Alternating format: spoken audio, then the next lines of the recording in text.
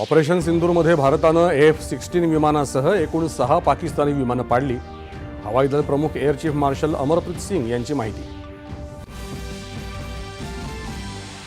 देशाचा संरक्षण उत्पादनाचा विक्रमी उच्चांक 2024-25 या वर्षात उत्पादन 1.5 लाख कोटींपेक्षा जास्त झाल्याची संरक्षण मंत्री राजनाथ सिंह यांची माहिती. संरक्षण क्षेत्रात आत्मनिर्भरतेसह निर्यातीतही मोठी वाढ. येत्या 2-3 वर्षात निर्यात दुप्पट होईल. DRDOचे सचिव डॉक्टर समीर कामत.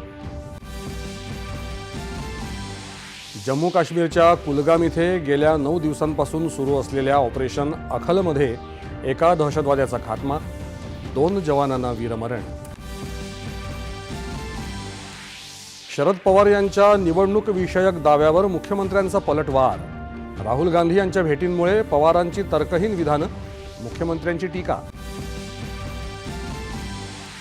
उत्तराखंडमध्ये ढगफुटी आणि पुरामुळे अडकलेल्या महाराष्ट्रातल्या 90% पर्यटकांची सुखरूप सुटका झाल्याची आपत्ती व्यवस्थापन मंत्री गिरीश महाजन यांची माहिती. आणि भाऊ बहिणीच्या प्रेमाचं प्रतीक असलेला रक्षाबंधनाचा सण आज देशभरात साजरा. राष्ट्रपती, पंतप्रधानांसह विविध मान्यवरांना राखी बांधून शाळकरी विद्यार्थिनींनी केलं रक्षाबंधन. नमस्कार.